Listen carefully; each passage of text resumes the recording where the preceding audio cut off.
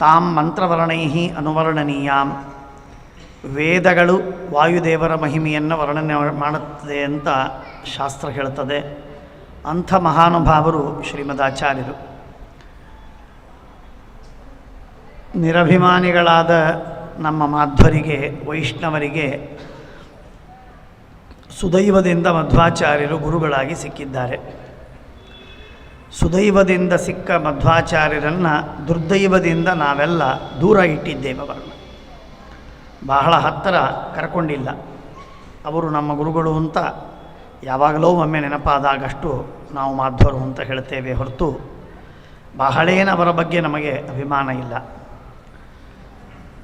ಯಾಕೆಂದರೆ ಮಧ್ವಾಚಾರ್ಯರು ನಮ್ಮ ನಿತ್ಯದ ಬೇರೆ ಬೇರೆ ವಿಧವಾದಂತಹ ಸಾಧನೆಗಳನ್ನು ನಮ್ಮಿಂದ ಮಾಡಿಸಿಕೊಂಡು ನಮಗೆ ಸಂತಾನ ಸಂಪತ್ತು ಇತ್ಯಾದಿಗಳನ್ನು ಕೊಡುವ ಗುರುಗಳಲ್ಲ ಅಂತ ನಾವು ಭಾವಿಸಿದ್ದೇವೆ. ಆದ್ದರಿಂದ ಆ ಗುರುಗಳು ನಮ್ಮ ವ್ಯವಹಾರಕ್ಕೆ, ನಮ್ಮ ಜೀವನಕ್ಕೆ ಬಹಳ ಉಪಯೋಗ ಬೀಳುವ ಗುರುಗಳೇನಲ್ಲ. ಅವರು ದೊಡ್ಡವರು.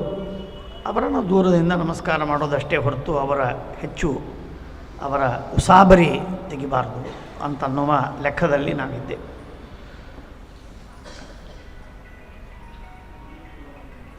ಒಂದು ಸೂಪರ್ಲೇಟಿವ್ ಮಾತನ್ನು ಹೇಳುವುದು ಪದ್ಧತಿ ಇದೆ.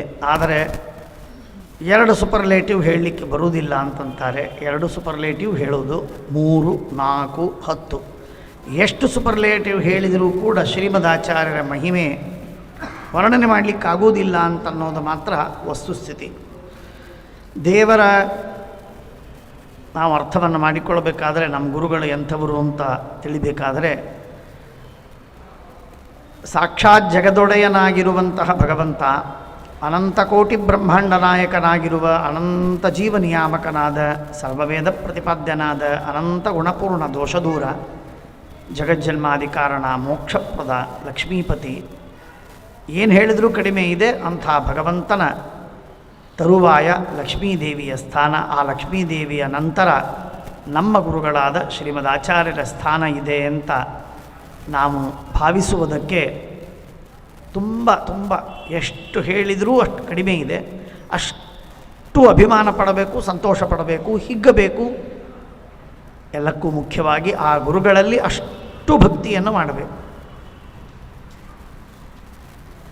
ಅಂದಾಗ ನಮ್ಮ ಜನ್ಮ ಸಾರ್ಥಕ. ಮಧ್ವರಾಯರ ಕರುಣೆ ಪಡೆಯದವ ಧರೆಯೊಳಗೆ ಇದ್ದರೇನು ಇಲ್ಲದಿದ್ದರೇನು. ಶ್ರೀಮದಾಚಾರ್ಯರ ಕರುಣೆಯನ್ನು ಪಡೆದೇ ಇದ್ದಂಥ ಮನುಷ್ಯ ಜಗತ್ತಿನೊಳಗೆ ಇದ್ದರೇನು ಪ್ರಯೋಜನ, ಇಲ್ಲದೇ ಇದ್ದರೇನು ಎಲ್ಲ ಒಂದೇ ಅಂತ ಹೇಳ್ತಾರೆ ದಾಸರು. ಅಷ್ಟರ ಮಟ್ಟಿಗೆ ಆ ಗುರುಗಳ ಮಹಾಮಹಿಮೆ ಇದೆ. ಜಗತ್ತಿನಲ್ಲಿ 2ನೇ ಸ್ಥಾನ, ಜಗತ್ತಿನಲ್ಲಿ 3ನೇ ಸ್ಥಾನ, ದೇವರ ನಂತರದಲ್ಲಿ ಇರುವಂತಹ ಮಹಾಗುರುಗಳು ಅಂತಂದರೆ ನಮ್ಮ ಶ್ರೀಮದಾಚಾರ್ಯರು ಅಂತನ್ನುವಾಗ, ಒಂದು ಕಡೆಗೆ ಶ್ರೀಮದಾಚಾರ್ಯರು ಎಷ್ಟು ದೂರವಾಗಿರಬೇಕು ವಾಯುದೇವರು, ಅಷ್ಟೇ ದೇವರ ಅಪಾರ ಕರುಣೆ, ನಮ್ಮ ಜನ್ಮಾಂತರದ ಮಹಾಭಾಗ್ಯ. ಅಂಥ ಮಹಾಗುರುಗಳು ಬರೆದ ಗ್ರಂಥ ನಮಗೆ ಉಪಲಬ್ಧವಾಗಿದೆ. ವೇದ, ಭಾರತ, ಗೀತೆ, ಉಪನಿಷತ್ತು, ಬ್ರಹ್ಮಸೂತ್ರ, ತಂತ್ರಶಾಸ್ತ್ರ ಇತ್ಯಾದಿಗಳಿಗೆ ವ್ಯಾಖ್ಯಾನ ರೂಪದಲ್ಲಿ ಬರೆದ ಗ್ರಂಥಗಳು ನಮಗೆ ಉಪಲಬ್ಧವಾಗಿದೆ ಅಂದರೆ ನಮಗೆ ತುಂಬ ಹತ್ತಿರದವರ. ಎಷ್ಟು ದೂರ ಅಂದರೆ ನಾವು ಮಾನವರು ಅಂತಂದರೆ ಮಾನವರಲ್ಲೂ ಅತ್ಯಂತ ನೀಚಾತಿ ನೀಚರು ಎಲ್ಲಿದ್ದೇವೋ ಇದ್ದೇವೆ. ನಮ್ಮ ಮೇಲೆ ಎಷ್ಟೋ ಸಜ್ಜನರಿದ್ದಾರೆ ಮಾನವರು. ಅವರ ತರುವಾಯ ಅಲ್ಲಿ ಮೇಲೆ ಗಂಧರ್ವಾದಿಗಳು, ಸಿದ್ಧರು, ಚಾರಣರು, ಋಷಿಗಳು ಇತ್ಯಾದಿಗಳೆಲ್ಲ ಇದ್ದಾರೆ. ಅವರಿಗಿಂತಲೂ ಉತ್ತಮೋತ್ತಮರಾಗಿರುವಂತಹ ತಾರತಮ್ಯದಲ್ಲಿ ದೊಡ್ಡ ದೊಡ್ಡ ಋಷಿಯಾದಿಗಳಿದ್ದಾರೆ. ಅವರ ಮೇಲೆ ಮತ್ತೆ ದೇವತೆಗಳು ಬರ್ತಾರೆ.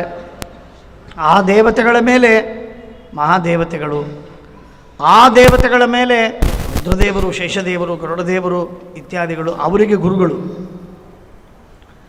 ಸ್ವಲ್ಪ ಊಹೆ ಮಾಡಬೇಕು ನಾವು, ಸ್ವಲ್ಪ ಊಹೆ ಮಾಡಲಿಕ್ಕೆ ಬರೋದಿಲ್ಲ ನಮಗೆ. ಯಾಕೆಂದರೆ ನಮಗೂ ಶ್ರೀಮದಾಚಾರ್ಯರಿಗೂ ಇರುವ ಅಂತರ ಏನಿದೆ ಇದು ನಮ್ಗೆ ಗೊತ್ತೇ ಇಲ್ಲ. ಮಧ್ಯದಲ್ಲಿ ಎಷ್ಟು ದೇವತೆಗಳಿದ್ದಾರೆ, ಎಷ್ಟು ಋಷಿಗಳಿದ್ದಾರೆ, ಎಷ್ಟು ಸಜ್ಜನರಿದ್ದಾರೆ ಅಥವಾ ಎಷ್ಟು ಸಿದ್ಧಚಾರಣಾದಿಗಳಿದ್ದಾರೆ ಏನೂ ಗೊತ್ತಿಲ್ಲ ನಮಗೆ. ತಾರತಮ್ಯದಲ್ಲಿ ಸರಿಯಾಗಿ ಲೆಕ್ಕ ಹಾಕಿ ತಿಳ್ಕೊಳ್ಳಿಕ್ಕೆ ನಮಗಾಗುವುದಿಲ್ಲ, ಅಷ್ಟು ಗೊತ್ತಿಲ್ಲ ನಮಗೆ. ಆದರೂ ಊಹೆ ಮಾಡಿದರೆ ಎಷ್ಟು ದೂರದ ವ್ಯಕ್ತಿಗಳು ಆಚಾರ್ಯರು. ಅಂಥ ಆಚಾರ್ಯರು ನಮ್ಮ ಮೇಲೆ ಕರುಣೆ ಮಾಡಿ ದೇವರ ಆಜ್ಞೆಯಿಂದ ಸರ್ವಮೂಲಾದಿಗಳನ್ನು ಬರೆದುಕೊಟ್ಟರು. ಆ ಸರ್ವಮೂಲಾದಿಗಳು ನಮಗೂ ತಿಳಿಯುವಂತೆ ಬರೆದುಕೊಟ್ಟರು. ಏನೋ ಗುಹ್ಯವಾದ ಗೂಢವಾದ ಭಾಷೆಯಲ್ಲಿ ಯಾರಿಗೂ ತಿಳಿದೇ ಇದ್ದಾಗೆ ಬರೆದುಕೊಟ್ಟು ಬಿಟ್ಟಿದ್ದರೆ ಅದೂ ಸಮಸ್ಯೆ ಇತ್ತು, ಏನೂ ಆಗ್ತಿರಲಿಲ್ಲ. ಬಾಲಸಂಘಮಪಿ ಬೋಧಯದ್ಭೃಶಂ, ಆಯ್ತಪ್ಪ ತಿಳಿದಿದೆ, ಎಲ್ಲ ಗೊತ್ತಾಗಿದೆ ನಮಗೆ ಅನ್ನೋ ಹಾಗೂ ಇಲ್ಲ. ದುರ್ನಿರೂಪ ವಚನಂಚ ಪಂಡಿತೈ, ಮಹಾ ಮಹಾ ಮಹಾ ಮಹಾ ದೊಡ್ಡ ದೊಡ್ಡ ಜ್ಞಾನಿಗಳು, ಟೀಕಾಕೃತ್ಪಾದರು, ವ್ಯಾಸರಾಜರು, ಪದ್ಮನಾಭತೀರ್ಥರು, ತ್ರಿವಿಕ್ರಮ ಪಂಡಿತಾಚಾರ್ಯರಂತಹ ಮಹಾನುಭಾವರು ಆ ಶ್ರೀಮದ್ ಆಚಾರ್ಯರ ವಾಕ್ಯಗಳ ಸರಿಯಾದ ಭಾವವನ್ನು ಪ್ರಕಟ ಮಾಡುವುದಕ್ಕೆ ಸಮರ್ಥರು. ಅವರೂ ಕಷ್ಟಪಡಬೇಕಾಗತ್ತೆ, ಅಷ್ಟು ಅದ್ಭುತವಾದಂತಹ ಗ್ರಂಥಗಳು. ಹಾಗಾಗಿ ನಾವು ಅದನ್ನು ಸರಳವಾದದ್ದು ಏನದು ಅಂತ ಹೇಳಿ ಕಡೆಗಣಿಸಲಿಕ್ಕಾಗೋದಿಲ್ಲ. ಈ ರೀತಿಯ ಗ್ರಂಥಗಳನ್ನು ನಮಗೆ ಒದಗಿಸಿಕೊಟ್ಟಿದ್ದಾರೆ. ಏನೋ ತಮ್ಮ ಸ್ವಂತದ ಅಭಿಪ್ರಾಯವನ್ನು ಹೇಳಿದ್ದಾರೆ ಅಂತಲ್ಲ. ವ್ಯಾಸರ ಹೃದಯಾತಿ ವಲ್ಲಭಂ, ವೇದವ್ಯಾಸರಿಗೆ ಅತ್ಯಂತ ಪ್ರೀತ್ಯಾಸ್ಪದವಾದ ಸಿದ್ಧಾಂತವನ್ನು ತಿಳಿಸಿಕೊಡುವ ಕಾರ್ಯವನ್ನು ಮಾಡಿದ್ದು ವೇದಗಳ ನಮ್ಮ ಭಾಗ್ಯವೇ ಭಾಗ್ಯ. ಶ್ರೀಮದಾನಂದ ತೀರ್ಥ ಭಗವತ್ಪಾದಾಚಾರ್ಯರ ಶಿಷ್ಯರಾದ ಅವರ ಪರಂಪರೆಯಲ್ಲಿ ಜನಿಸಿದ, ಅವರ ಶಾಸ್ತ್ರಗಳನ್ನು ಓದುವ ಸೌಭಾಗ್ಯವನ್ನು ಪಡೆದ, ಅಧಿಕಾರವನ್ನು ಪಡೆದ ನಮ್ಮ ಭಾಗ್ಯವೇ ಭಾಗ್ಯ. ಇದಕ್ಕೆ ಸಮಾನವಾದ ಭಾಗ್ಯ ಇಲ್ಲ. ಏನೂ ಕಳ್ಕೊಳ್ಳಿ ಚಿಂತೆ ಇಲ್ಲ, ಏನೂ ಪಡ್ಕೊಳ್ಳಿ ಏನೂ ಚಿಂತೆ ಇಲ್ಲ, ಎಷ್ಟು ಪಡೆದರೂ ಲಾಭವಿಲ್ಲ, ಏನು ಕಳ್ಕೊಂಡ್ರೂ ಹಾನಿ ಇಲ್ಲ. ಶ್ರೀಮದ್ ಆಚಾರ್ಯರ ಶಾಸ್ತ್ರವನ್ನು ಮಾತ್ರ ಕಳ್ಕೊಂಡ್ರೆ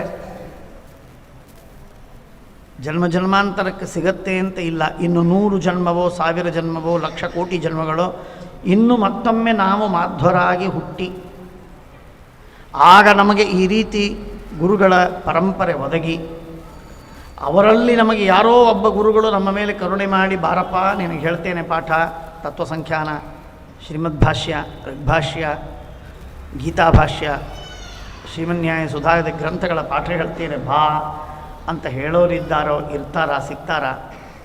ನಾವು 2 ಅಕ್ಷರ ಸಂಸ್ಕೃತವನ್ನು ಓದಿರ್ತೇವ, ನಮಗದು ತಿಳಿಯೋದು ಸಾಧ್ಯವಿದೆಯಾ? ನಮಗದಕ್ಕೆ ಅಧಿಕಾರವಿರುತ್ತಾ? ಸದಾಚಾರ್ಯಗಳಿರ್ತೀವ, ಹೆಂಡ ಕುಡಿದು ಹಾಳಾಗಿ ಬಿಡ್ತೇವ, ಭ್ರಷ್ಟರಾಗ್ತೇವ, ಏನೂ ಗೊತ್ತಿಲ್ಲ, ಏನೂ ಗೊತ್ತಿಲ್ಲ. ಆ ಅವಸ್ಥೆಯಲ್ಲಿದ್ದು ಅತ್ಯಂತ ಧೈರ್ಯದಿಂದ ಶ್ರೀಮದಾಚಾರ್ಯ ಶಾಸ್ತ್ರವನ್ನು ದೂರದಲ್ಲಿ ಇಟ್ಟು ನಮಸ್ಕಾರ ಅಷ್ಟು ಮಾಡಿ ನಾವು ಇದ್ದೇವೆ ಅಂತಂದರೆ ನಮ್ಮಂಥ ಜನರಿಗೆ ಏನು ಹೇಳಬೇಕು ಗೊತ್ತಿಲ್ಲ. ವೇದೇಶ ತೀರ್ಥರ ಯಾದವಾರ್ಯರ ಮಾತುಗಳಲ್ಲಿ ಹೇಳಬೇಕಾದರೆ ತಸ್ಮಾತ್ ತ್ವಮದ್ಯ ಮರುದಾತ್ಮಜ ದಿವ್ಯ ಶಾಸ್ತ್ರ ವ್ಯಾಖ್ಯಾನಮೇವ ಸತತಂ ಕುರು ಮಾತ್ಯಜೇತಿ. ಶ್ರೀಮದಾಚಾರ್ಯರು ಹೇಳಿದಂಥದ್ದು ಶ್ರವಣಾದಿ ವಿನಾನ ಇವ ಕ್ಷಣಂ ತಿಷ್ಠೇದ ಬಿಕ್ಕುಚದ. ಕ್ಷಣ ಹೋಯಿತು ಅಂದರೆ ಹೋಯಿತು, ಅಷ್ಟೇ ಹೋಯಿತು ಹೊರತು ಇದು ಈ ಕ್ಷಣ ಮತ್ತೆ ಬರುವುದಿಲ್ಲ, ಈ ಜನ್ಮ ಮತ್ತೆ ಬರುವುದಿಲ್ಲ, ಯಾವಾಗ ಬರುತ್ತೆ ಗೊತ್ತಿಲ್ಲ. ಏನೇನೋ ಕಾರ್ಯಗಳಲ್ಲಿ ವ್ಯಸ್ತರಾಗಿರ್ತೇವೆ, ನಮ್ಮಂಥ ಮೂರ್ಖರು ನಾವೇ ಏನೇನೋ ಕಾರ್ಯಗಳಲ್ಲಿ ವ್ಯಸ್ತರಾಗಿರ್ತೇವೆ. ಅಲ್ಲದ ಸಲ್ಲದ ಅನಾವಶ್ಯಕವಾದ ಕೆಲಸಗಳು, ಕೇವಲ ಹೊಟ್ಟೆಪಾಡಿಗಾಗಿ, ಸ್ಟೇಟಸ್ಸಿಗಾಗಿ ಯಾವುದ್ಯಾವುದೋ ಮಾಡ್ತಾ, ಏನೇನೋ ಮಾಡ್ತಾ ನಮ್ಮ ವ್ಯಾಮೋಹ, ಕಾಮಕ್ರೋಧ ಲೋಭ ಮೋಹ ಮದವತ್ಸರಗಳ ಎಳೆತದಲ್ಲಿ ಸಿಕ್ಕು ಬಿದ್ದು ನಾವು ಒದ್ದಾಡ್ತಾ ಇದ್ದೇವೆ. ಶ್ರೀಮದಾಚಾರ್ಯರ ಶಾಸ್ತ್ರದಿಂದ ದೂರ ಇದ್ದೇವೆ. ಇಷ್ಟು ಎಚ್ಚರ ಇರಬೇಕು ನಮಗೆ. ಬೇಕಾದರೆ ಮಾಡೋರು ಮಾಡ್ತಾರೆ, ಬಿಡೋರು ಬಿಡ್ತಾರೆ, ಕರ್ಮಗಳು ಬೇಕು. ಹೇಳೋದು ನಮ್ಮ ಶಾಸ್ತ್ರ ಏನು ಹೇಳಿದೆ ಅಂತ ಅನ್ನೋದನ್ನು ನಾವು ನಿಮಗೆ ಹೇಳೋದ್ರಿಂದ ಅದು ನಿಮಗೂ ಪರಿಣಾಮ, ಅದು ನಮಗೂ ಲಾಭದಾಯಕವೇ. ಹಾಗಾಗಿ ಆ ಮಾತನ್ನು ಹೇಳಬೇಕು, ಹೇಳ್ತಾ ಇದ್ದೇವಷ್ಟೇ ಹೊರತು ಶ್ರೀಮದಾಚಾರ್ಯರ ಯಾವ ಶಾಸ್ತ್ರವನ್ನು ಸರಸ್ವತೀ ದೇವಿ ಅಥವಾ ಶೇಷದೇವರು ಪ್ರಚುರಾಂತರ ಪ್ರವಚನಂ ಫಣಿರಾಟ್ ಉಪಶುಶ್ರುವನ್ಸ ಸನಕಾದಿ ಮುನಿ ಸನಕಾದಿ ಮುನಿಗಳ ಜೊತೆಗೆ ಸಹಿತರಾಗಿ ಶೇಷದೇವರು ಬಂದು ಶ್ರೀಮದಾಚಾರ್ಯರ ಪಾಠವನ್ನು ಕೇಳ್ತಾ ಇದ್ದರು. ಶ್ರೀಮದಾಚಾರ್ಯರ ಭಾಷ್ಯಾದಿ ಗ್ರಂಥಗಳ ಶ್ರವಣವನ್ನು ಮಾಡ್ತಾ ಇದ್ದರು. ಶ್ರೀಮದಾಚಾರ್ಯ ಶೇಷದೇವರ ಹತ್ತಿರ ಅವರ ಆ ಮಹಾಮಹಿಮರಾದ ಶೇಷದೇವರ ಪಕ್ಕಕ್ಕೆ ಬಂದು ಅವರ ಶಿಷ್ಯರೆಲ್ಲ ದೇವತೆಗಳೆಲ್ಲ ಬಂದು ಕೇಳಿದ್ರಂತೆ, ಇದಕ್ಕೇನು ಫಲ ಅಂತ. ತ್ರಿದೀವಾದಿ ಲಭ್ಯಮಪಿ ನಾಸ್ಯ ಫಲಂ ಕಥಿತಂ ಕೃಷೇರಿವ ಫಲಾಲಕುಲಂ. ಹಾಗಾದರೆ ಏನು ಫಲ? ಸುದೀರ್ಘವಾಗಿ ಮೋಕ್ಷದ ವರ್ಣನೆಯನ್ನು ಮಾಡಿ ನಾನಾ ವಿಧವಾದ ಭೋಗಗಳನ್ನೆಲ್ಲ ಹೇಳಿ ಕೊನೆಗೆ ಅತ್ಯದ್ಭುತವಾದ ಭಗವಂತನ ರೂಪದ ದರ್ಶನವನ್ನು ನಿತ್ಯ ಕ್ಷಣವೂ ಬಿಡದೆ, ಒಂದು ಕ್ಷಣವೂ ಬಿಡದೆ. ಯಾಕೆಂದರೆ ಅಲ್ಲಿ ನಿದ್ರೆ ಇಲ್ಲ, ಅಲ್ಲಿ ಬೇಸರ ಇಲ್ಲ, ಅಲ್ಲಿ ಸಾಕು ಅಂತ ಅನಿಸೋದಿಲ್ಲ, ಅಲ್ಲಿ ಹಗಲು ಅಂತಿಲ್ಲ, ಅಲ್ಲಿ ರಾತ್ರಿ ಅಂತಿಲ್ಲ, ಅಲ್ಲಿ ಸ್ವಪ್ನವಿಲ್ಲ, ಅಲ್ಲಿ ಸುಷುಪ್ತಿ ಇಲ್ಲ, ಅಲ್ಲಿ ಏನೂ ಇಲ್ಲ, ಯಾವ ಅವಸ್ಥೆಗಳಿಲ್ಲ. ನಿತ್ಯದಲ್ಲಿ ಜಾಗೃತವಾಗಿ, ಜಾಗರಾವಸ್ಥೆಯೂ ಇಲ್ಲ, ಜ್ಞಾನದಿಂದ ದೇವರನ್ನು ನೋಡುವಂತಹ ಸೌಭಾಗ್ಯ ಸಿಗತ್ತೆ ನಿನಗೆ. ಶ್ರೀಮದಾಚಾರ್ಯ ಶಾಸ್ತ್ರವನ್ನು ಅಧ್ಯಯನ ಮಾಡಿದರೆ ಮಹಾನಂದ ತೀರ್ಥಸ್ಯಯೇ ಭಾಷ್ಯಭಾವಂ ಮನೋವಾಗ್ಭಿ ಆವರ್ತಯಂತೆ ಸ್ವಶಕ್ತಿಯ ಸುರಾಧ್ಯ ನರಾಂತಹ ಮುಕುಂದ ಪ್ರಸಾದಾದಿಮಂ ಮೋಕ್ಷಮೇತೆ ಭಜಂತೆ ಸದೇತಿ ಅಂತ ಹೇಳುವ ಶೇಷದೇವರ ಮಾತು ನಾವು ಕೇಳಿದಾಗ ಯಾವ ಮಾತುಗಳಿಂದಲೂ ಸಣ್ಣ ಮಾತುಗಳಿಂದ ನಾವು ವರ್ಣನೆ ಮಾಡಲಿಕ್ಕೆ ನಾವು ಬಹಳ, ನಮ್ಮ ನಾಲಿಗೆಯೂ ಚಿಕ್ಕದು, ಬುದ್ಧಿಯೂ ಸಣ್ಣದು, ಯೋಗ್ಯತೆಯೂ ಅಲ್ಪ. ನಾವೇನು ಶ್ರೀಮದಾಚಾರ್ಯನ ವರ್ಣನೆ ಮಾಡಲಿಕ್ಕೆ ಆಗೋದಿಲ್ಲ, ಏನಿಲ್ಲ, ಏನೋ ನಿಮಗಿಂತಲೂ ಒಂದೆರಡು ಅಕ್ಷರ ಹೆಚ್ಚಿಗೆ ಗೊತ್ತಿವೆ ಅಂತ ಅನ್ನೋದಕ್ಕೆ ಅಟ್ಟಹಾಸ ಮಾಡಿ ಮಾತಾಡೋದೇ ಹೊರತು ವಾಸ್ತವಿಕವಾಗಿ ಶ್ರೀಮದಾಚಾರ್ಯರ ವರ್ಣನೆಯನ್ನು ಮಾಡುವ ತಾಕತ್ತು, ಯೋಗ್ಯತೆ, ಸಾಮರ್ಥ್ಯ, ಬುದ್ಧಿ, ಜ್ಞಾನ, ಭಕ್ತಿ, ವೈರಾಗ್ಯ, ತಪಸ್ಸು ಏನೂ ಯಾವ ಸಾಧನೆಗಳು ಸಾಕಾಗುವುದಿಲ್ಲ. ಶ್ರೀಮದಾಚಾರ್ಯರ ಸುರಾಯುಷಾ ವಯಂ ನಕಲ ಸಕಲಂ ಖಲು ಕಿಂತು ಕಿಂಚಿದಪ್ಯತ ಶುಶ್ರೂಷು ಜನಾಯ ವರ್ಣತೆ ಅಂತ ಹೇಳಿದಂತೆ ದೇವತೆಗಳ ಆಯುಷ್ಯವನ್ನು ತೆಗೆದುಕೊಂಡು ಅಷ್ಟು ದೀರ್ಘಕಾಲದವರೆಗೆ ಶ್ರೀಮದಾಚಾರ್ಯರ ಮಹಿಮೆಯನ್ನು ವರ್ಣನೆ ಮಾಡಲಿಕ್ಕಾಗೋದಿಲ್ಲ ಅಂತ ಹೇಳುವಾಗ ನಮ್ಮಂಥವರೆಲ್ಲ ಮಾತಾಡೋದು ಕೇವಲ ಹಾಸ್ಯದ ಮಾತು. ಆದರೂ ಕೂಡ ಒಂದೆರಡು ಮಾತುಗಳನ್ನು 16ನೇ ಸರ್ಗದಲ್ಲಿ, ಇವತ್ತು ಶ್ರೀಮದಾಚಾರ್ಯರು ಬದರಿಕಾಶ್ರಮ ಪ್ರವೇಶ ಮಾಡಿದ ದಿನ ಅಂತ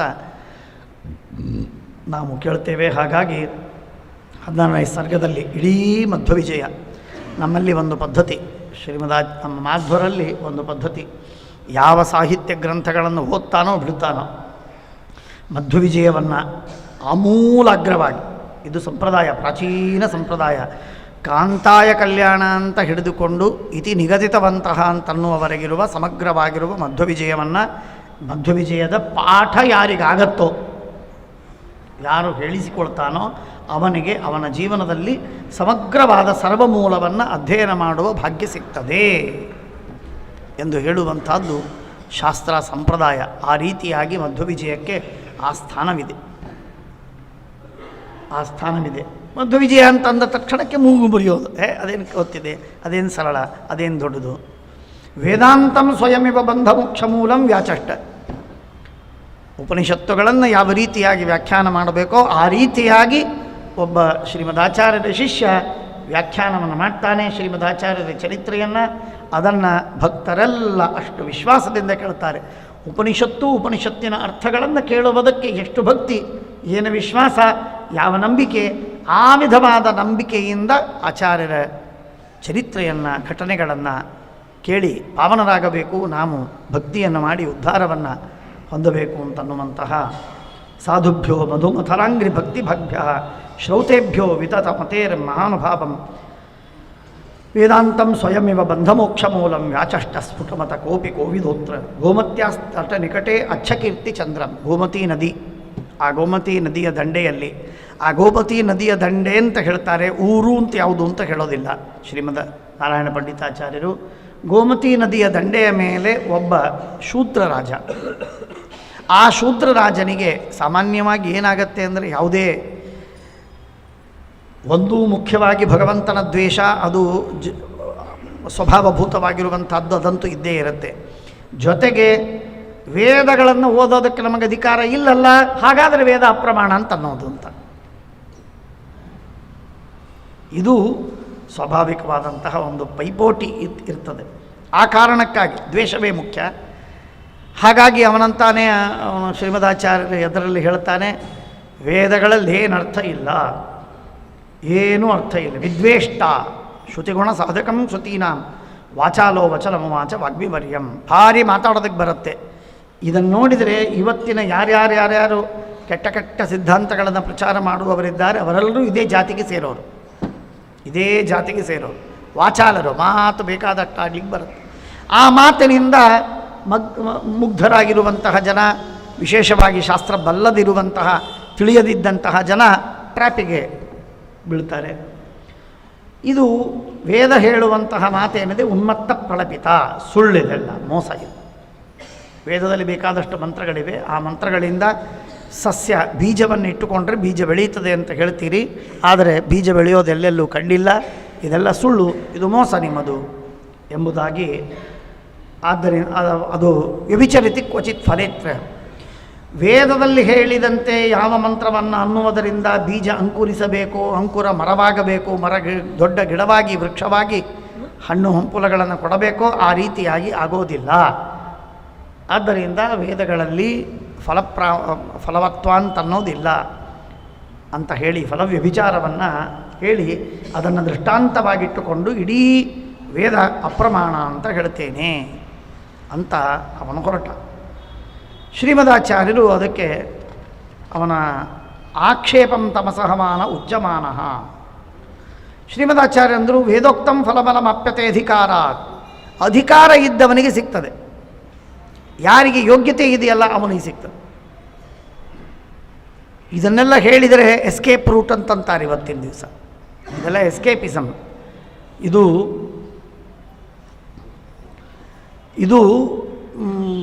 ಪಾರಾಗುವುದಕ್ಕೆ ಒಂದು ದಾರಿ.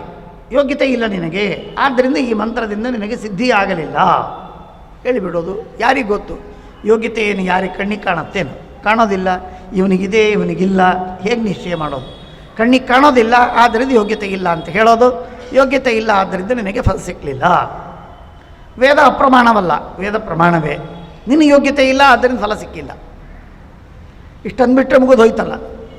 ಹಾಗೆ ಅಂತ ಹೇಳಿದರೆ ಆಗ ಅಧಿಕಾರಾದಿತ್ಯುಕ್ತೋ ಅತನ ಮನಸ ಅಭ್ಯದತ್ತ ಧೂರ್ತಃ. ಧೂರ್ತ ಅಂತಾನೆ ಯೋಗ್ಯತ್ವೇ ಸತಿ ನಹಿ ದೃಶ್ಯತೆ ಅಧಿಕಾರಿ ನಾತ ಸ್ಯಾತ್.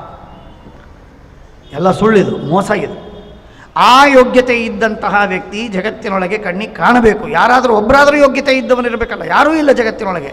ಯಾರಂತಾನಲ್ಲಿ ತೋರಿಸ್ಲಿ, ಮಂತ್ರವನ್ನಂದು ಬೀಜದಿಂದ ಅಂಕುರವನ್ನು ಮಾಡಿ ತೋರಿಸ್ಲವ. ಚಾಲೆಂಜು.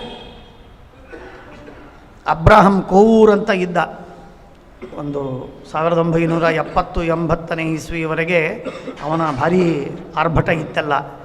ನರಸಿಂಹನ್ ಅಂತ ನಮ್ಮ ಉತ್ತರಾದ ಮಠದ ಎದುರಿಗಿರುವಂತಹ ಕಾಲೇಜು, ನ್ಯಾಷನಲ್ ಕಾಲೇಜು, ಅದರ ಪ್ರಿನ್ಸಿಪಾಲ್ ಅಂತ ನಾವು ಚಿಕ್ಕವರು ಆಗ ನಾವು ಕೇಳ್ತಾ ಇದ್ವಿ. ಅವರೆಲ್ಲ ಒಂದೇ ಗುಂಪಿನವರು. ಥಾಮಸ್ ಪೇಯಿನ್ ಇವತ್ತೇ ಪುಸ್ತಕವನ್ನು ಓದ್ತಾ ಇದ್ದೆ, ಬರ್ಟ್ರಾಂಡ್ ರಸೆಲ್ನ ಪುಸ್ತಕ ಓದ್ತಾ ಇದ್ದೆ. ಅದರಲ್ಲಿ ಆ ಥಾಮಸ್ ಪೇಯಿನ್ ಅವನ ಡೆಮೊಕ್ರೆಟ್, ಅವನ ವಿಷಯದಲ್ಲಿ ಕೆಲವು ಮಾತುಗಳು. ಅವರೆಲ್ಲ ಒಂದೇ ಜಾತಿಯವರು. ಇಂಗರ್ ಸೋಲ್ ಅವನು ಹಾಗೆ. ಅವರೆಲ್ಲ ಆ ಜಾತಿಯವರು ನಾಸ್ತಿಕರು ಒಟ್ಟಾರೆ.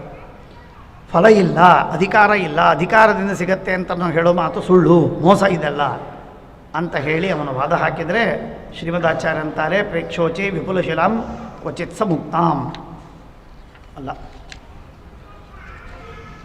ಆಕ್ಷೇಪಂ ತಮಸಹಮಾನ ಉಚ್ಚಮಾನ ಸದ್ಯೋಸೌ ನಿಜಕರ ಪಲ್ಲವದ್ವಯೇನ ಆದಾಯ ವ್ಯತನತ ಬೀಜಮೋಷಧೀನಾಂ ಸೂಕ್ತೇನ ಅಂಕುರ ದಲ ಪುಷ್ಪ ಬೀಜ ಸೃಷ್ಟಿ. ಡೆಮೋ ಮಾಡಿ ತೋರಿಸೋದು ಅಂತಂತಾರಲ್ಲ, ಹಾಗೆ ಸ್ಪಷ್ಟವಾಗಿ ಕೈಯಲ್ಲಿ ಬೀಜವನ್ನು ಹಿಡ್ಕೊಂಡು ನಿಜಕರ ಪಲ್ಲವದ್ವಯೇನ, 2 ಕೈಗಳಲ್ಲಿ ಹಿಡಿದುಕೊಂಡು ಆದಾಯ ಔಷಧೀನಾಂ ಬೀಜಂ ಸೂಕ್ತೇನ, ಸೂಕ್ತವನ್ನಂದರು ಅಂದು ಆಗಿಂದಾಗ ಅದು ಅಂಕುರವಾಯಿತು. ಅವನು ನೋಡ್ತಾ ಇರುವಾಗ 1 ದಿವಸ 8 ದಿವಸ 10 ದಿವಸ ಎಲ್ಲೋ ಇಟ್ಟಿದ್ರು, ಮರುದಿನ ತಂದರು, ಹೀಗಲ್ಲ. ಕೈಯಲ್ಲೇ ಇರುವಾಗಲೇ ಅಂಕುರವಾಗಿದೆ, ದಲವಾಗಿದೆ,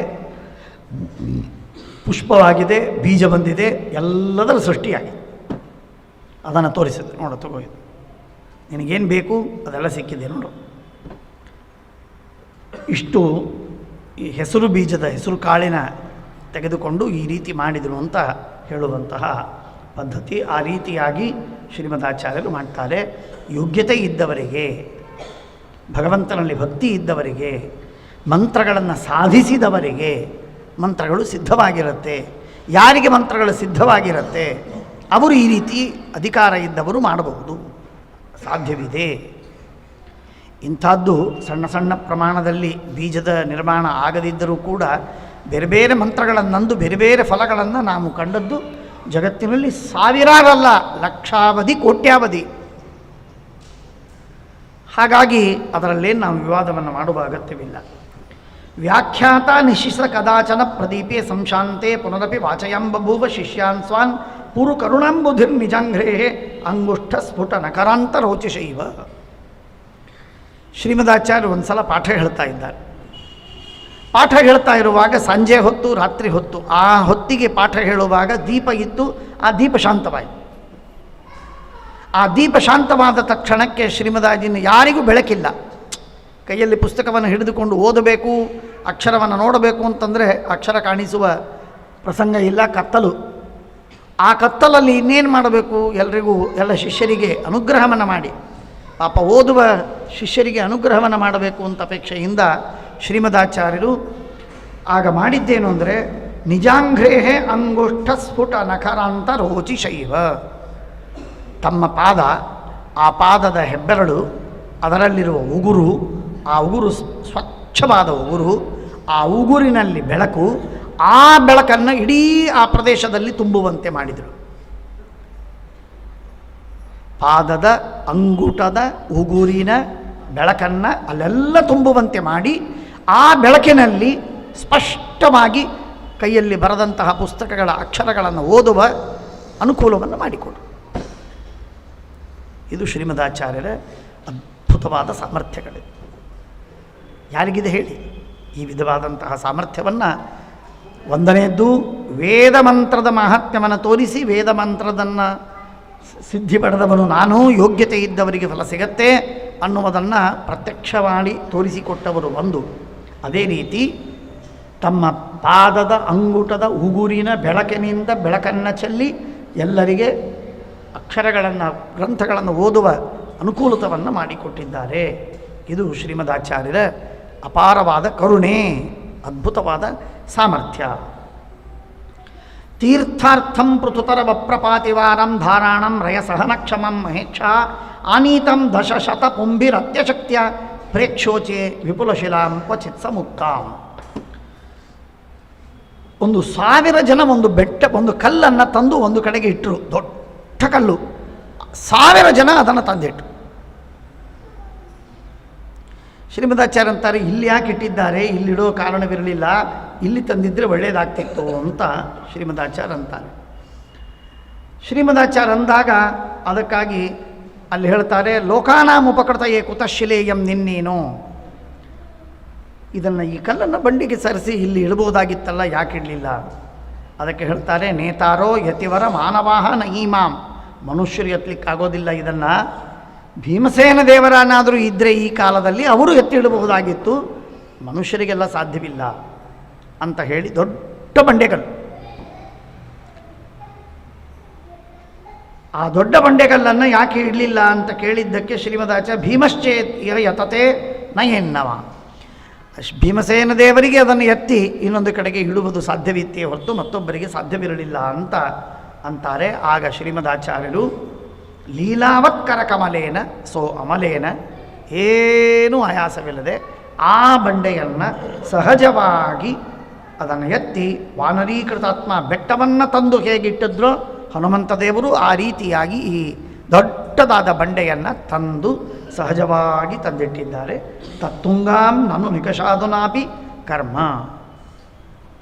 ಇದು ಶ್ರೀಮದಾಚಾರ್ಯರ ಸಾಮರ್ಥ್ಯ. ಎಂಥ ದೊಡ್ಡ ಬಂಡೆ ಅಂದರೆ ಅಷ್ಟು ದೊಡ್ಡ ಬಂಡೆ ಇದೆ. ಆ ಬಂಡೆಯ ಲೆಕ್ಕವನ್ನು ರೈಸ್ ಅಂತನ್ನುವ ಒಬ್ಬ ಬ್ರಿಟಿಷ್ ಅಧಿಕಾರಿ, ಆರ್ಕಾಲಜಿಸ್ಟು, ಅವನು ಅದನ್ನು ಸಂಶೋಧನೆ ಮಾಡಿ ಅದರ ಮೇಲಿರುವಂತಹ ಲೇಖವನ್ನು ಬರೆದದ್ದನ್ನು, ಶಿಲಾಲೇಖವಿದೆ, ಅದನ್ನು ತೆಗೆದು ಅದಕ್ಕೆ ಎಲ್ಲ ಲೇಖವನ್ನು ಬರೆದು ಒಂದು ಆರ್ಟಿಕಲ್ ಬರೆದು ತನ್ನ ಒಂದು ಅದೇನು ಹಿಸ್ಟಾರಿಕಲ್ ಕ್ವಾರ್ಟರ್ಲಿ ಅಂತನ್ನೋ ಪುಸ್ತಕ ಇತ್ತು, ಮ್ಯಾಗಝೀನು, ಅದರಲ್ಲಿ ಅದನ್ನು ಮುದ್ರಣ ಮಾಡಿದ್ದಾನೆ. ಮಧ್ವಾಚಾರ್ಯೇಣ ಏಕೇನ ಹಸ್ತೇನ ಆನೀತಾ ಇಯಂ ಶಿಲಾ ಅಂತ ಬರೆದ ಆ ಮಾತನ್ನು ಅಲ್ಲಿ ತೋರಿಸಿ ಅಲ್ಲಿ ನಾವು ನೋಡ್ತೇವೆ ಅದನ್ನು. ಇದು ಶ್ರೀಮದಾಚಾರ್ಯರ ಅತ್ಯದ್ಭುತವಾಗಿರುವಂತಹ ಸಾಮರ್ಥ್ಯ. ಒಂದು ಕಡೆಗೆ ಬೀಜದಿಂದ ಗಿಡವನ್ನು ತಂದದ್ದು, ಇನ್ನೊಂದು ಕಡೆಗೆ ತಮ್ಮ ಬೆರಳಿನ ಒಂದು ಉಗುರಿನ ಬೆಳಕಿನಿಂದ ಬೆಳಕು ಕೊಟ್ಟದ್ದು, ಇನ್ನೊಂದು ಕಡೆಗೆ ಸುಲಭವಾಗಿ ಒಂದೇ ಕೈಯಿಂದ ಲೀಲಾವತ್ಕರ ಕಮಲೇನ ಒಂದೇ ಒಂದು ಕೈಯಿಂದ ಎತ್ತಿ ತಂದು ದೊಡ್ಡದಾದ ಬಂಡೆಗಲ್ಲನ್ನು ಮತ್ತೊಂದು ಕಡೆಗೆ ತಂದು ಇಟ್ಟದ್ದು.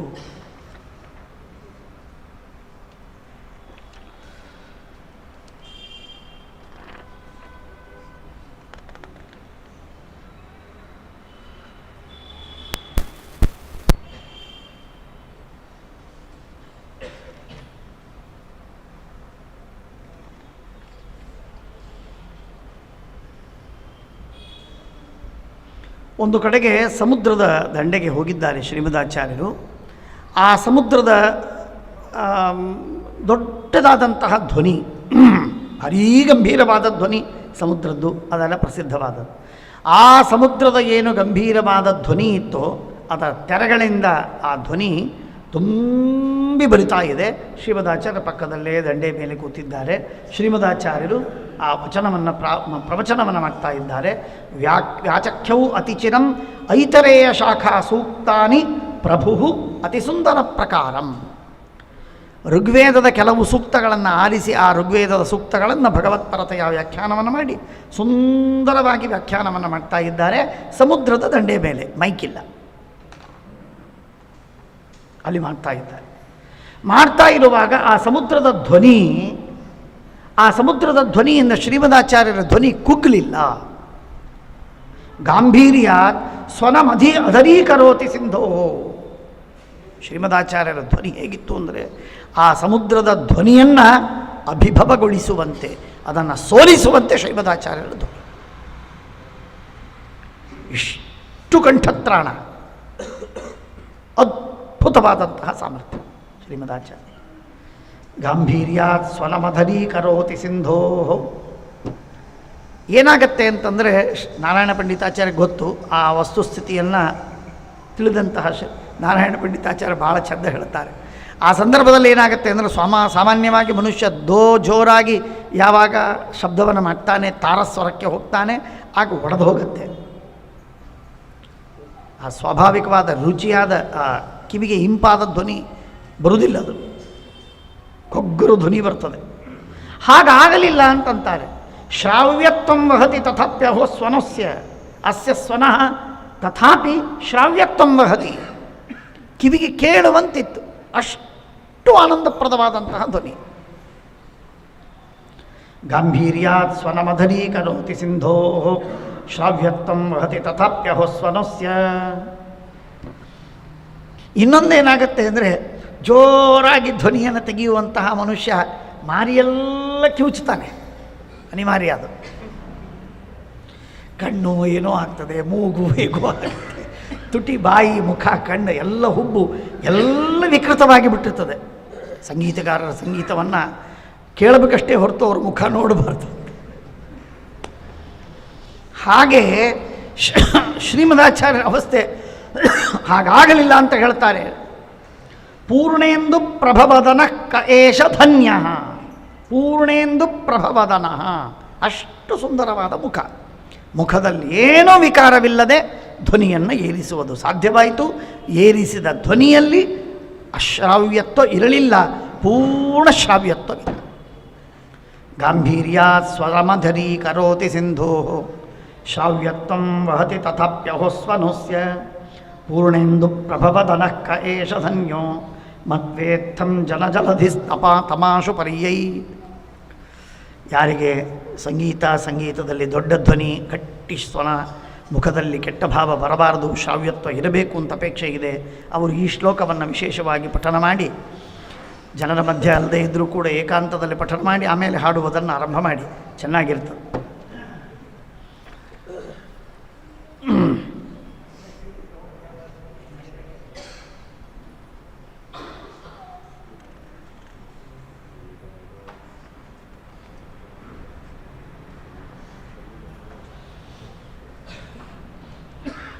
ಶ್ರೀಮದಾಚಾರ್ಯರು ಆ ಸಮುದ್ರದಲ್ಲಿ ಸ್ನಾನ ಮಾಡ್ತಾಯಿದ್ರು. ಅದು ಉಪರಾಗ ಗ್ರಹಣ. ಹಾಗಾಗಿ ಆ ಗ್ರಹಣದ ಸಂದರ್ಭದಲ್ಲಿ ಶ್ರೀಮದಾಚಾರ್ಯ ಸ್ನಾನವನ್ನು ಮಾಡ್ತಾ ಇದ್ದಾರೆ. ಸ್ನಾನ ಮಾಡ್ತಾ ಇರುವ ಸಂದರ್ಭದಲ್ಲಿ ದೊಡ್ಡ ತೆರೆ ಬರ್ತದೆ. ಆ ದೊಡ್ಡ ತೆರೆ ಬಂದಾಗ ಆ ದೊಡ್ಡ ತೆರೆ ಅವರನ್ನು ಮುಚ್ಚಿಬಿಡ್ತದೆ. ಮೇಲೆ ಹೋಗುತ್ತೆ, ಮುಚ್ಚಿಬಿಡ್ತದೆ. 1 ಕ್ಷಣ, 2 ಕ್ಷಣ, 3 ಸೆಕೆಂಡು. ಮಜ್ಜಂತಂ ಪೃಥು ಲಹರಿ ನಿಗೂಢ ಮೂರ್ತಿಂ ಸಂಪೂರ್ಣ ಪ್ರಮತಿಂ ಅಸಜ್ಜನೋ ಜಹಾಸ. ಆಗ ಜನ ಎಲ್ಲ, ದುಷ್ಟ ಜನ ಎಲ್ಲ ಮಾತಾಡಿಕೊಳ್ತಾರಂತೆ. ಸುತ್ತ ನಿಂತವರು ಸ್ನಾನ ಮಾಡುವುದಕ್ಕೆ ಬರೋರೆ. ಎಲ್ಲ ಕಾಲದಲ್ಲಿ ದುಷ್ಟರಿರೋರೆ. ದುಷ್ಟರಿದ್ರೇ ಚಂದ. ಹಂದಿ ಇದ್ದರೆ ಹೇಗೆ ಕೇರೆ ಚಂದ, ಹಾಗೆ. ಮಜ್ಜಂತಂ ಪೃಥುಲಹರಿ ನಿಗೂಢ ಮೂರ್ತಿಂ ಸಂಪೂರ್ಣ ಪ್ರಮತಿಂ ಅಸಜ್ಜನೋ ಜಹಾಸ. ಎಲ್ಲ ಜನ ನಕ್ಕರಂತೆ. ಏನಂತ ನಕ್ಕರು? ಯೋ ಲೋಕತ್ರಯ ವಿಜಯೀ ಗುರು ಪ್ರಸಿದ್ಧ ಸೋಯಂ ಹಾ ಪತತಿ ಲಘೂರ್ಮಿ ಲೀಲಯೇತಿ. ಇವರು ಮಧ್ವಾಚಾರ್ಯ, ಇವರು ವಾಯುದೇವರು ಅವತಾರ ಅಂತ ಇವರೆಲ್ಲ ಹೇಳ್ಕೊತಾರೆ. 14 ಲೋಕಗಳಿಗೆ ಸ್ವಾಮಿ ಅಂತೇಳಿ, 14 ಲೋಕಗಳಿಗೆ ಸ್ವಾಮಿಗಳು ಅಂತಂತಾರೆ. ಈ ಸಣ್ಣ ಸಮುದ್ರದ ತೆರೆಯೊಳಗೆ ಬಿದ್ದು ಬಿಡ್ತಾರೆ ಇವರು, ಮುಚ್ಚಿ ಹೋಗಿದ್ದಾರೆ ಇವರೇನು ಅಂತ ಹೇಳಿ ಅವರನ್ನು ನಿಂದೆ ಮಾಡ್ತಾರೆ. ಆಗ ಶ್ರೀಮದಾಚಾರ್ಯದನ್ನೇನು ಗಮನ ಕೊಡೋದಿಲ್ಲ. ಏನೋ ದುಷ್ಟರು ಏನೋ ಅಂತಿರ್ತಾರೆ. ನೀಚಾನಾಂ ಅವಚವಚಾಂಸ್ಯಜೀಗಣನ್ನೋ ದಭ್ರಾಣಾಂ ಕ್ಷುಭಿತಕರಣ್ಯ ದಭ್ರ ಸಂಖ್ಯೆ ಬೋಧ ಕ್ರೋಷ್ಟೂನಾಂ ಶ್ವಕಲಕಲಪ್ರದಂ ವಿರಾಮಂ ಪಂಚಾಸ್ಯೋ ನಹಿ ಗಣಯೇದುದಾರ ವೀರ್ಯ.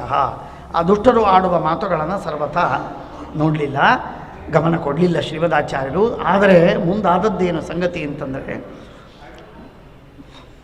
ಜನ್ಮಸ್ಥಿತ್ಯವಸಿತಿದಾಯಿನಂ ಕಟಾಕ್ಷಂ ಲೋಕಾನಾಂ ಅಘಟಯದಂಬುಧೌ ಬೃಹದ್ಧೀಹಿ ಆಕ್ರಾಂತೋಧಿಕ ಗುರುಣಾ ಸತೇನ ತಾವನ್ ಮುಂಚನ್ ಸಂಚಲನಮಭುತ್ ತಟಾಕದೇಶ್ಯ.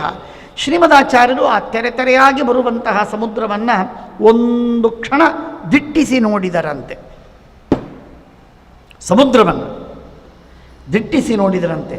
ಆಗ ಜನ್ಮ ಸ್ಥಿತಿ ಅವಸ್ಥಿತಿ, ಹುಟ್ಟು ಸಾವು ಇರುವುಗಳಿಗೆ ಕಾರಣವಾಗಿರುವ ಆಚಾರ್ಯರ ದೃಷ್ಟಿ ಆ ಸಮುದ್ರದ ಮೇಲೆ ಬಿದ್ದಾಗ, ಆಗ ಅದು ಹೇಗಾಯಿತು ಅಂತಂದರೆ, ಮುಂಚನ್ ಸಂಚಲನಂ, ಆ ದೊಡ್ಡ ದೊಡ್ಡ ತೆರೆಗಳು ಬರುವುದು ನಿಂತು ತಕ್ಷಣಕ್ಕೆ ತಟಾಕದೇಶ್ಯ ಅಭೂ, ಒಂದು ಸರೋವರವಿದ್ದಂತೆ ಸಮುದ್ರವಾಗಿದೆ. ಇಡೀ ಸಮುದ್ರ ಸರೋವರದಂತೆ ಆಯಿತು. ಶ್ರೀಮದಾಚಾರ್ಯರು ಕಣ್ತೆರೆದು ನೋಡಿದ ಕ್ಷಣಕ್ಕೆ. ಜನ್ಮಸ್ಥಿತ್ಯವಸಿತಿದಾಯಿನಂ ಕಟಾಕ್ಷಂ ಲೋಕಾನಾಂ ಅಘಟಯದಂಬುಧೌ ಬೃಹದ್ಧೀಹಿ ಆಕ್ರಾಂತೋಧಿಕ ಗುರುಣಾ ಸತೇನ ತಾವತ್ ಮುಂಚನ್ ಸಂಚಲನಮಭುತ್ ತಟಾಕದೇಶ್ಯ. ಇಷ್ಟಿದ್ರೂ ಕೂಡ ಮತ್ತೆ ದುಷ್ಟರು ಅವರು ಭಯೋದನ್ನೇನು ಬಿಡಲಿಲ್ಲ. ಇತ್ಯಾದ್ಯೈರಪಿ ಚರಿತೈರನನ್ಯ ಸಾಧ್ಯೈ ನಸ್ಥೇಷ್ಠಾಂ ಬಹುಮತಿ ಮಾಪ ದುರ್ಜನೋಸ್ಮಿನ್. ಎಂಥ ಮಹಿಮೆಗಳೇ ಇರಲಿ, ದೇವರ, ವಾಯುದೇವರ, ಗುರುಗಳ ಯಾರ ಏನು ಮಹತ್ವವಿದ್ದರೂ ನಮ್ಮ ಮನಸ್ಸಿನಲ್ಲೇ ದೋಷ ಇದ್ದಾಗ ಆ ಗುರುಗಳಲ್ಲಿ ಏನು ದೋಷ ಇರಬೇಕಾಗಿದೆ? ಏನೂ ಇರಬೇಕಾಗಿಲ್ಲ. ಯಾವ ದೋಷವಿಲ್ಲದಿದ್ದರೂ, ಯಾವ ಬೇಕಾದಷ್ಟು ಗುಣಗಳಿದ್ದರೂ ಮತ್ತೆ ದೋಷವನ್ನೇ ಎಣಿಸ್ತಾನೆ. ಇವನಲ್ಲಿ ದರಿದ್ರ ಸ್ವಭಾವವೇ ಆಗಿದೆ, ಕ್ಷುದ್ರ. ಹಾಗಾಗಿ ಆ ಗುಣಗಳನ್ನು ಮೆಚ್ಚುವುದಿಲ್ಲ, ದೋಷಗಳನ್ನೇ ನೋಡ್ತಿರ್ತಾನೆ. ಅದಕ್ಕಾಗಿ ನಿಂದೆ ಮಾಡ್ತಾನೆ, ಬೈತಾನೆ. ವಿದ್ವೇಷಂ ವ್ಯಧಿತ ಪುನರ್ ನಿರಸ್ತ ಭಾಗ್ಯೆ ತಸ್ಮಿನ್ ದುರ್ಮನಸಿ ತದೇವ ಶೋಭನಂ ಸ್ಯಾ. ಆ ದುಷ್ಟರಿಗೆ ಇದೇ ಶೋಭನ.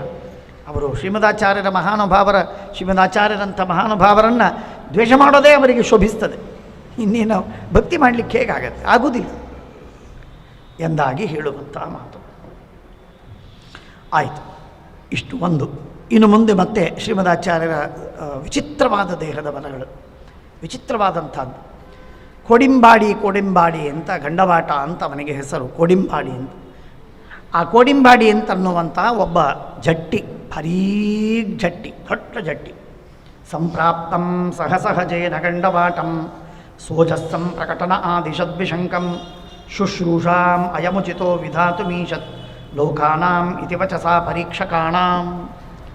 ಅನೇಕ ಜನ ಶ್ರೀಮದಾಚಾರ್ಯರ ಸಾಮರ್ಥ್ಯವನ್ನು ಪರೀಕ್ಷೆ ಮಾಡುವುದಕ್ಕಾಗಿ ಜನ ಬಂದು ಹೇಳ್ತಾರೆ, ಇವರು ಅಣ್ಣ ತಮ್ಮ ಇದ್ದಾರೆ, ನೀವು ಸೇವೆಯನ್ನು ಮಾಡುವುದಕ್ಕೆ ಬಂದಿದ್ದಾರೆ, ಸ್ವಲ್ಪ ಸೇವೆಯನ್ನು ಮಾಡ್ತಾರೆ, ನೀವು ಸ್ವಲ್ಪ ಅವಕಾಶ ಕೊಡಬೇಕು.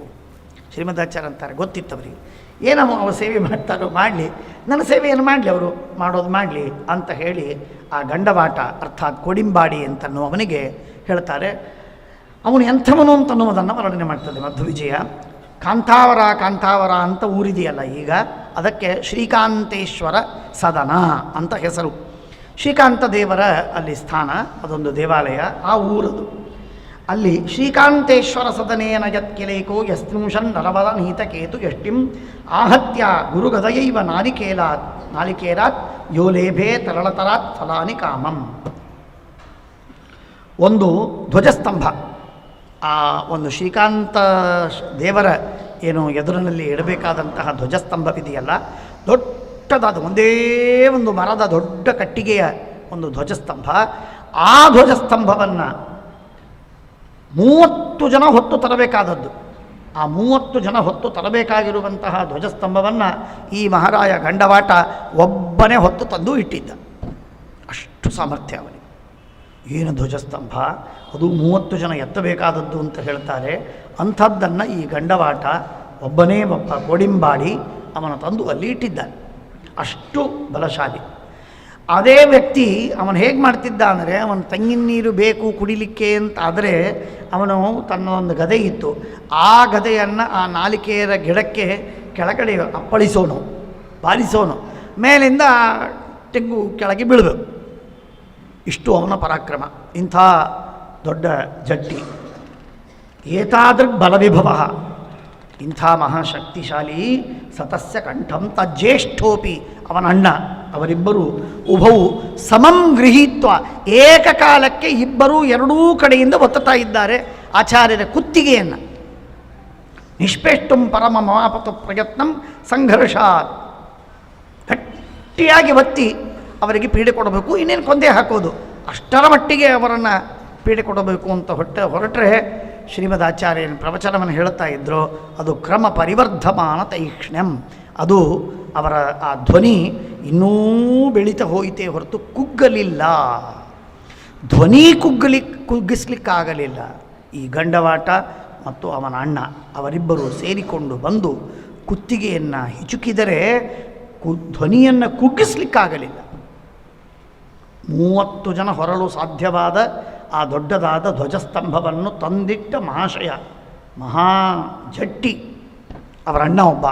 ಇವರಿಬ್ಬರೂ ಸೇರಿ ಎಡಬಲಗಳಲ್ಲಿ ನಿಂತು ಕುತ್ತಿಗೆಯನ್ನು ಹಿಚುಕಿದರೆ ಧ್ವನಿ ಕಮ್ಮಿ ಆಗಲಿಲ್ಲ.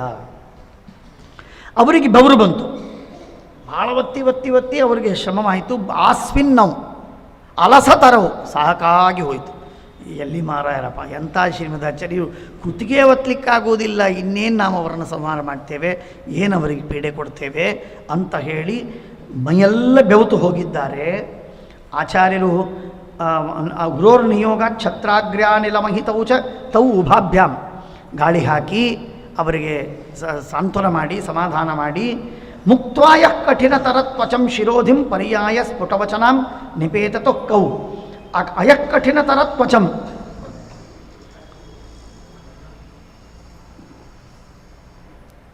ಆ ಕುತ್ತಿಗೆಯನ್ನು ಒತ್ತುತ್ತಾ ಇದ್ದಾರೆ. ಕುತ್ತಿಗೆಯನ್ನು ಒತ್ತುತ್ತಾ ಇರುವ ಸಂದರ್ಭದೊಳಗೆ ಆ ಬೀಸಣಿಕೆ ಹಾಕಿ ಅವರಿಗೆ ಗಾಳಿ ಹಾಕಿ ಅವರನ್ನು ಬದುಕಿಸಿ ಅವರೆಲ್ಲ ಸುಖವಾಗಿ ಆದ ಮೇಲೆ ಅಷ್ಟಾದರೂ ಅವರ ಧ್ವನಿ ಅದು ಕಡಿಮೆ ಆಗಲಿಲ್ಲ.